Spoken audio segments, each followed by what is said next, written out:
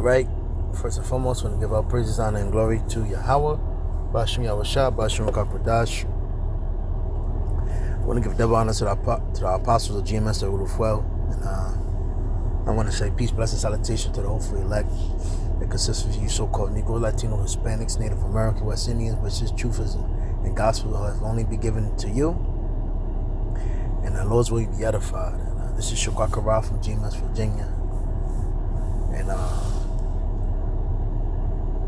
what inspired me to do this is I believe it's a channel called David Hoffman. Once I read this, I'm gonna bring that page out because the brother Abaya in the camp, he pretty much how you say it,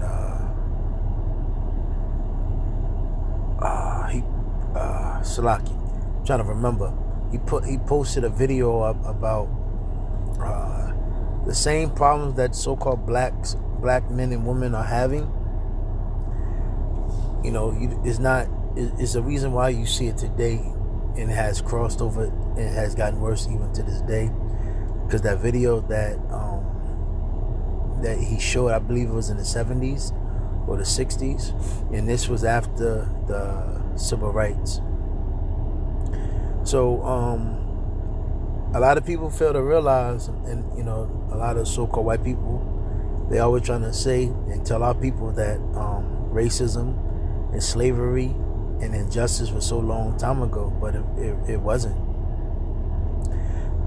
What is that? Let me see. The 1950s. Well, we're gonna say the 60s. So the 60s to 2000, that's 40. 60. So it's roughly been 65 years. 65 years. And you have people that are older than that. So you have a lot of Jake that has experienced that and went through that and was born in that era. And you know, it's ironic that you know, we've been told, misled, bamboozled. And another thing that inspired me too to do this lesson is I was watching I forgot the channel's name. He does a lot of documentaries. He was basically going into the deadly war of Puerto Rico that has basically spread over to the United States, Philly area.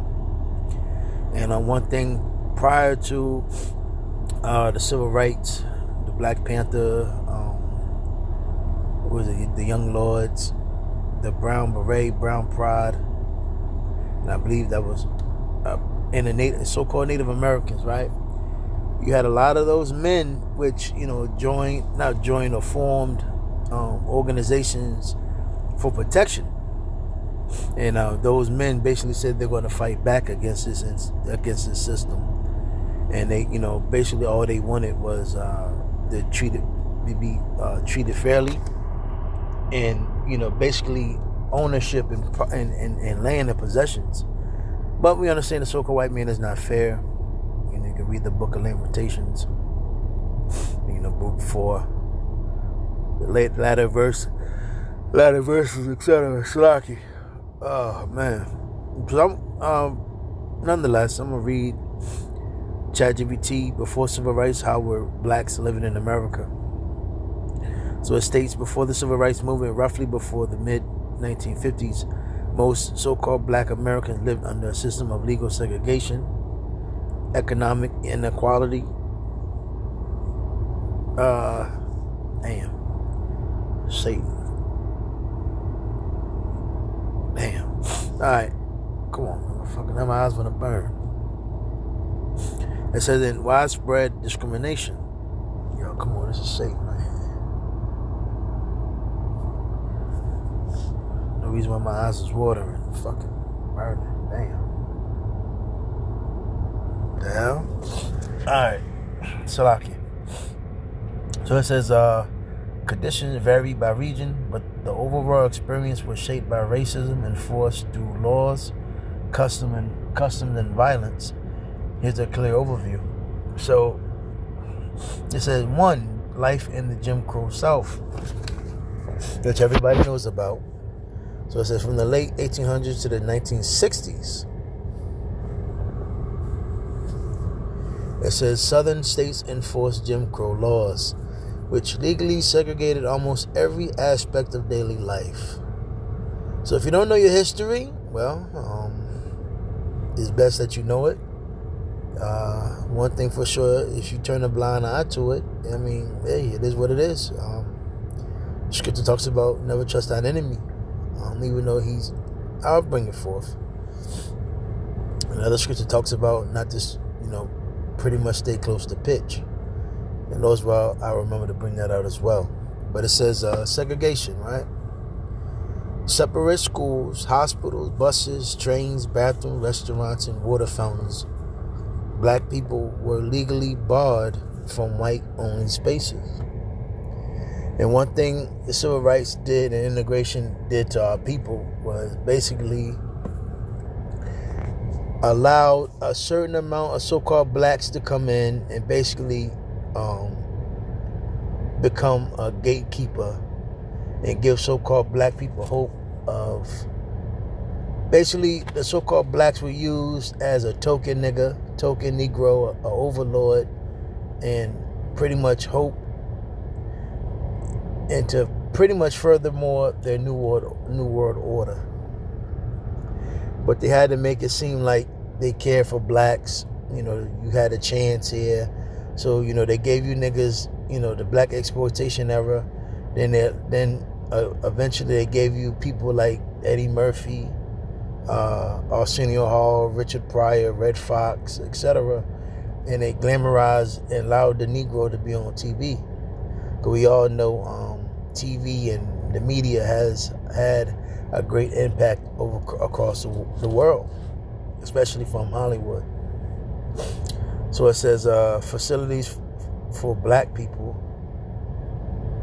were systematically inferior, voting rights denied. Despite the 15th Amendment, Southern states blocked black voters through. And one thing for certain, even though they so-called allowed you to think that your vote counts, it doesn't. So literally text, poll taxes, grandfather clauses, intimidation, and violence. This kept black people politically powerless for decades. And I believe that was a Reconstruction era where Esau was deliberately intimidating and causing violence on Jake, because at one point Jake was getting into the governor and the candidates. So violence and terror. White supremacist groups, especially the Ku Klux Klan, used lynching, threats, arson, beatings. The justice system rarely protected black victims. So, things would happen to you and you couldn't pretty much do nothing about it. So pretty much, and if you did something to them, hey, expect all out war. Same thing to this day. Nothing's changed. And, ultimately, is the reason why Jake, how you say it, deep down inside, it's a severe punishment if you do something to these Edomites. This is why a lot of Jake hold back from, lashing out. But one thing that Esau did was he took that anger and that hatred and that aggression that is in our people, because we know the system is corrupt. But we trying to turn a blind eye. We try to cope with it by different ways. But due to the fact that these Edomites took those same organization gangs, which were really a military standpoint, our military, to help and protect and fight back from injustice, they pretty much caused they through a lot of those back organizations, the Masonic, the Black Boule, etc. They had a lot of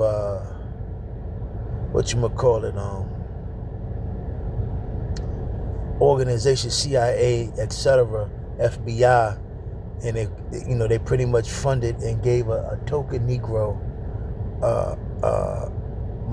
ways of funds, etc., to pretty much stir things up amongst so-called blacks, Latinos, Hispanics, and Native Americans. So pretty much they made war with each other. And that war, those gangs and a lot of the violence and drugs and the turf, the territory fighting that you see to this day goes back to those old wars that Esau pretty much brought forth and created. So, 2, economic conditions, sharecropping and tenant farming. Many black families in the South worked as sharecroppers tied to Edomite landowners by unfair contracts, endless debt, and poverty. This system resembled a new form of economic bondage after slavery.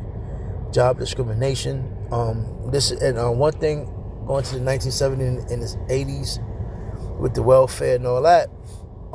This is what the men was pretty much forced out of the workforce. And one thing Esau did was give the men drugs, guns, and demonize them as criminals. So across the country, black people were limited to domestic work, farm labor, low-wage service jobs, factory work at lower pay than white workers. Professional opportunities were extremely limited. So, and due to the fact that so-called blacks, we didn't have no ownership of, we couldn't have ownership.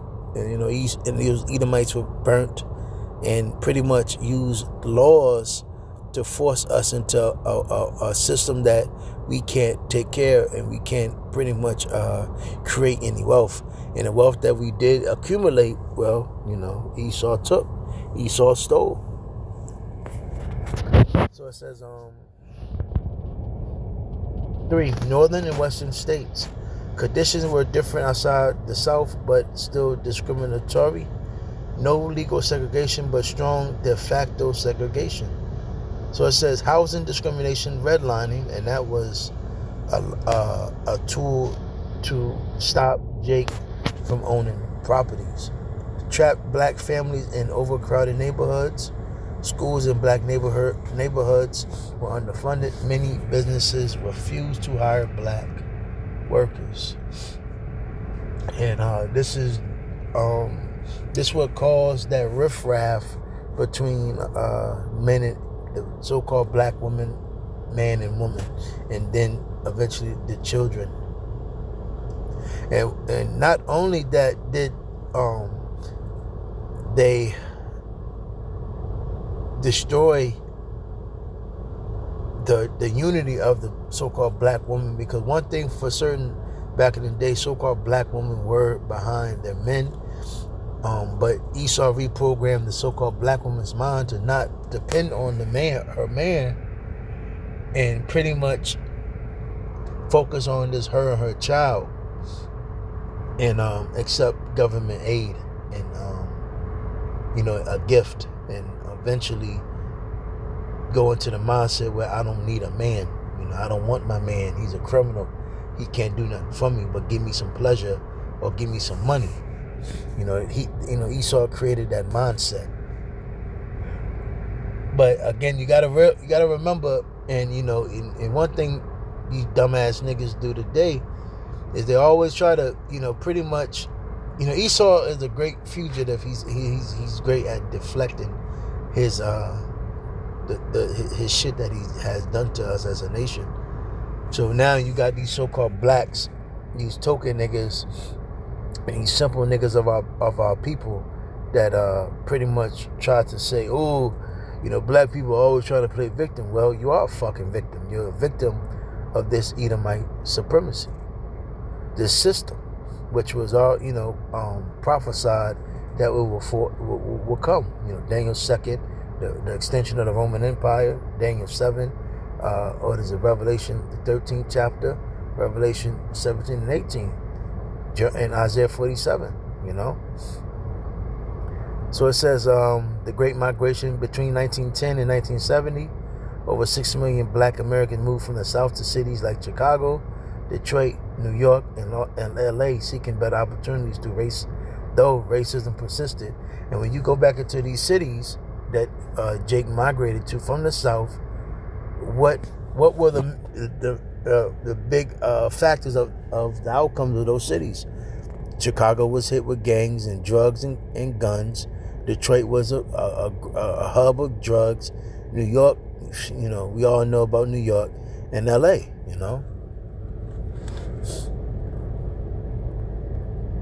And when you look at those places now, look at the condition of our people.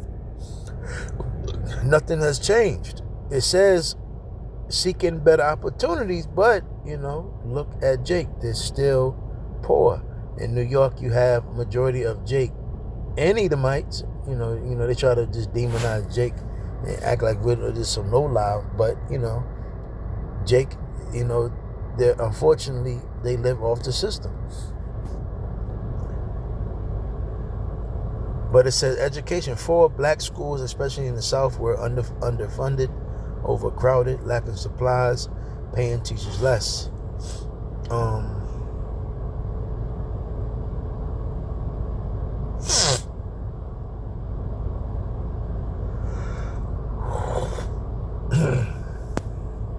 Five, daily life and social rules.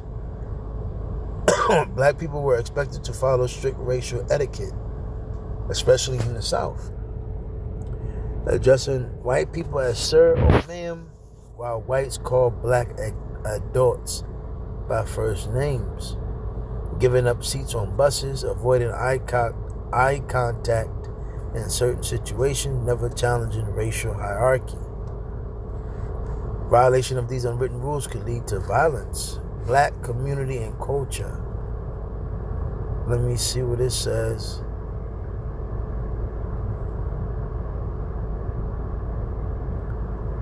Well, we all know these places where, despite the what we see today, it was always a token nigga that they see. These things came about.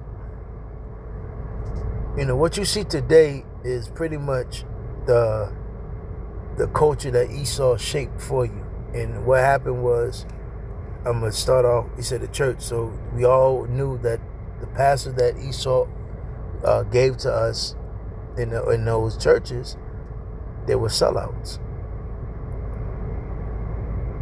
So social and political centers, they always had a token nigga. Black colleges and universities, HBCUs, we know that's not for our people. You go back to the Black Boule. A rich culture, life, music, literature, and business.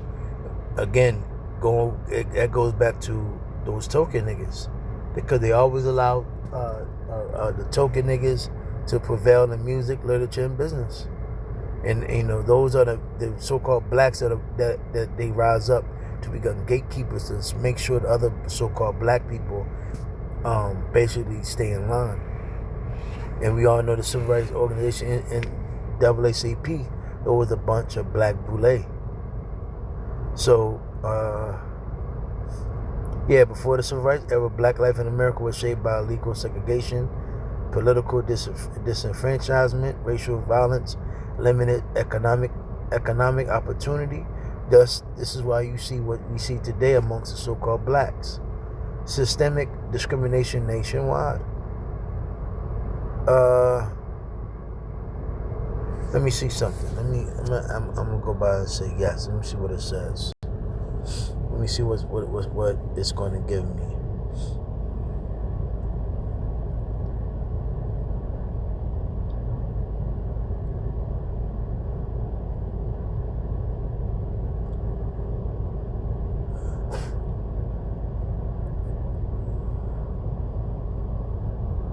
Let me see what one says.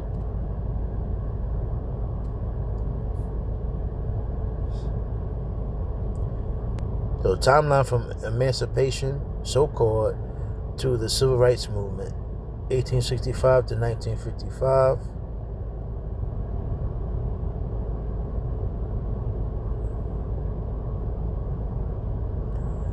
(1865) Slavery abolished. The 13th Amendment ends slavery after the Civil War. So-called Black Americans are free, but most own no land and face violent backlash. 1867, 1865, 1877, Reconstruction era. Black men gained the right to vote. Many black people are elected to local, state, and national office. Yep, schools and black churches grew rapidly. The government tries to protect freedmen's rights, but eventually that dust came to Jim Crow, and Esau was getting mad at the fact that through the Reconstruction era, so-called blacks was becoming a power, so somewhat power, and those came the lynchings and the violence. Late 1860s and 1870s, rise of white supremacist violence. There you go. Groups like Ku Klux Klan terrorized black communities. Violence, intimidation, and lynching become tools to control black people, and that came about because of the Reconstruction era. Reconstruction ends. Federal troops leave the South. Southern states begin stripping away black political and social rights. Yeah, there you go. Yep. So in the 1880s came the Jim Crow era. 1940s. Jim Crow laws spread. Southern states passed laws forcing segregation everywhere. You see it. Let me see. What is this?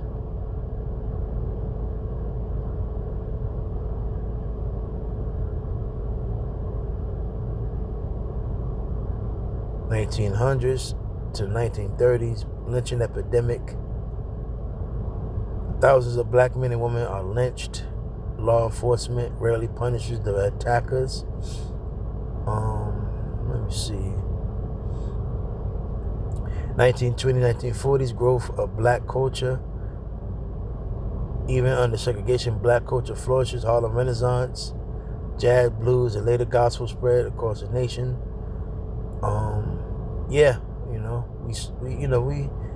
Jake was still able to do their thing at the moment, but overall, was always controlled. And another thing too, those Jakes that pretty much had to dehumanize themselves to pretty much be on that stage. Even going back to that boxing, those Jakes, they did not like for them Jakes to beat up the so-called white men or mess with the so-called white woman.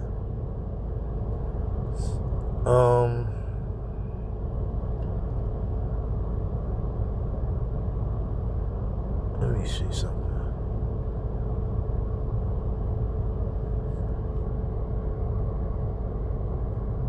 So you get the point. Let me go here. Sirach 12. I probably just ended with this.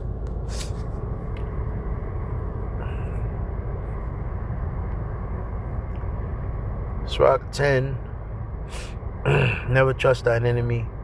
Sirach 12 and 10. Never trust thine enemy, for like as iron rusteth, so is his wickedness. Though he humbleth himself, and throughout the years, Esau acted as if he cared. He was considerate. He was fair. He was equal. Full about equality, justice for all. But we're still having the same problem to this day. Yet take good heed and beware of him, and thou shalt be unto him as if thou hast wiped a looking glass, and thou shalt know that his rust have not been altogether wiped away. And Esau acts as if he cares. He's not racist, but he doesn't like our people. He's a supremacist. He's an Edomite supremacist. Edomites wants to rule over you. He wants to make sure, and ultimately, Amalek and the elites, they know who we are, and they know it's all about that birthright. And ultimately, Esau he's trying to get immortality through his pseudoscience. Set him not by thee, lest when he have overthrown thee, he stand up in thy place. And since he came back in the power of the Renaissance era, he pretty much tried to obliterate who we are. And he's trying to pretty much make the world believe that he is a power, and he's the chosen people, and then, he's the children of the Most High. But he isn't. He's an impostor. He's a fraud. Neither let him sit at thy right hand, lest he seek to take thy seat. And thou at the last remember my words and be pricked wherewith. Who will pity a charmer that is bitten with a serpent, or any such as come nigh a wild beast?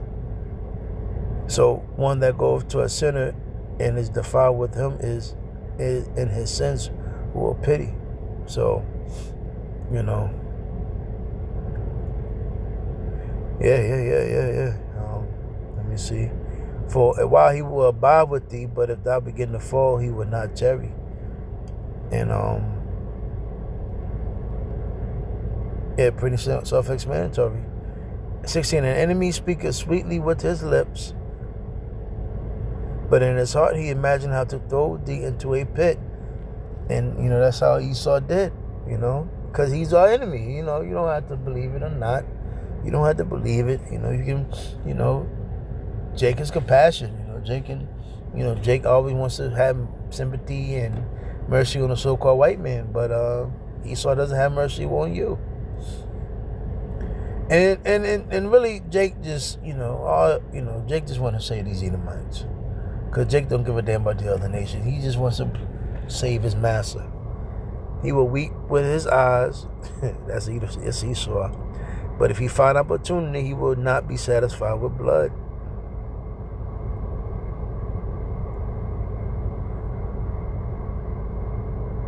So you pretty much at the point.